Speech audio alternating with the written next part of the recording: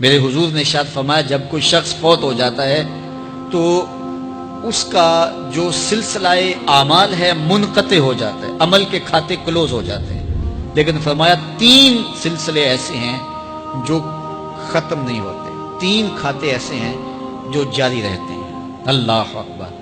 سب سے پہلے صدقہ جاریہ، دوسری بات میرے حضور نے ارشاد فرمایا علم جس سے لوگ نفع پائیں۔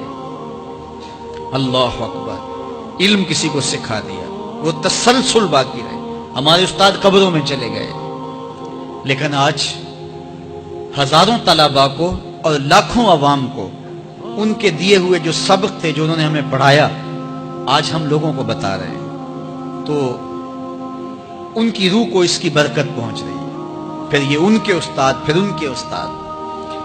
تو علم نافع یہ کبھی بھی کھاتے کلوز نہیں ہوتے۔ اور تیسری بات میرے حضور نے فرمایا نیک اولاد جو ماں باپ کے لیے مغفرت کی دعائیں کرتی ہے، یہ صدقہ جاریہ ہے، یہ کبھی بھی ختم ہونے والا سلسلہ نہیں ہے۔ میں کہتا ہوں کہ اولاد اگر نیک ہے، اہتمام سے دعا نہیں بھی کرے گی تو دن میں کتنی مرتبہ کہے گی ربنا اغفر لی والدی، اے اللہ مجھے بھی بخش دے، میرے ماں باپ کی بھی مغفرت کر دے۔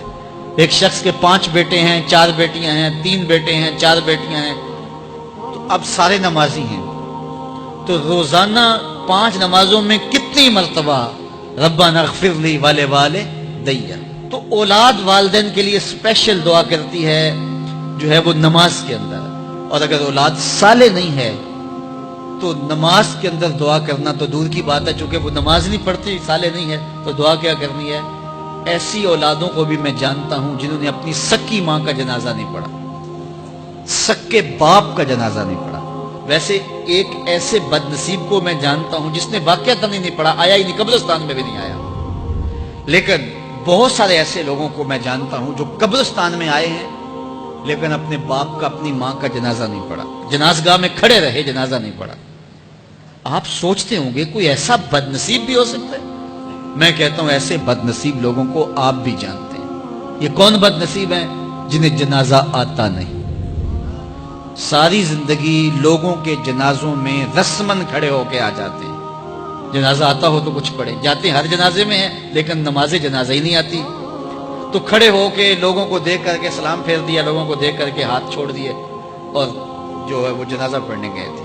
اور جب اپنے ماں باپ فوت ہو جاتے ہیں تو کیا سارے کام چھوڑ کے جنازہ سیکھتے ہیں کہ ساری زندگی لوگوں سے فراڈ کیا، دھوکہ کیا، آج اپنی سکی ماں کو دھوکہ تو نہ دوں، آج اپنے سکے باپ سے تو فراڈ نہ کروں۔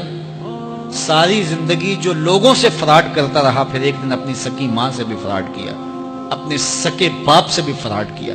اور مجھے بتاؤ شخص سے بڑا کوئی بدبخت ہو سکتا ہے کہ جو اپنی سکی ماں سے فراڈ کرے اور وہ بھی مرنے کے بعد، سکے باپ سے فراڈ کرے، اس کی لاش پڑی ہوئی ہو اور وہ اس سے فراڈ اور دھوکہ کر رہا ہو؟ اگر اس کے اندر ضمیر ہو تو ڈوب کے مر جاتا کہ میں اپنی ماں سے فراڈ کر رہا ہوں اور اپنے باپ سے فراڈ کر رہا ہوں۔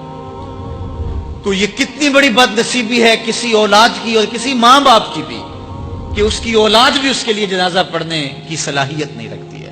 اور وہ کتنے خوش نصیب ماں باپ ہیں جن کا جنازہ خود اولاد پڑھاتی ہے۔ اتنی صلاحیت اور اس قدر اللہ نے ان کو خیر کی توفیق دی ہے کہ وہ خود اس قابل ہے اور اس منصب پہ ہے کہ وہ اپنے ماں باپ کا خود جنازہ پڑھائے۔ کوئی جنازہ پڑھائے بڑی برکت ہے، لیکن جس خلوص سے بیٹا دعا کر سکتا ہے کوئی اور تو نہیں کر سکتا ہے۔ تو اپنی اولادوں کو نماز جنازہ سکھاؤ، اپنی اولادوں کو دین سکھاؤ، یہ عادی بن جائے نماز کے، تاکہ بعد از انتقال دعاؤں کے سلسلے جاری رہیں۔ جو شخص روزانہ اپنے والدین کے لیے مغفرت کی دعا مانگے، والدین زندہ ہوں تب بھی، فوت ہو گئے ہوں تب بھی، علماء فرماتے ہیں ساری زندگی اس کے رزق میں بے برکتی نہیں آ سکتی۔ تو اپنے ماں باپ کو خوش رکھیے گا اگر زندہ ہیں تو، اور اگر فوت ہو گئے ہیں تو ان کے لیے دعاؤں کا سلسلہ کبھی بھی موقوف نہ ہونے دیجیے گا۔ 5 گانا نمازوں میں تو دعا چلتی ہی رہتی ہے، اس کے علاوہ بھی دعا مانگے۔ اللہ آپ کو، مجھے، سب کو اپنی رحمتوں کے سائے میں رکھے، ہم سب کے ماں باپ کی مغفرت فرمائے۔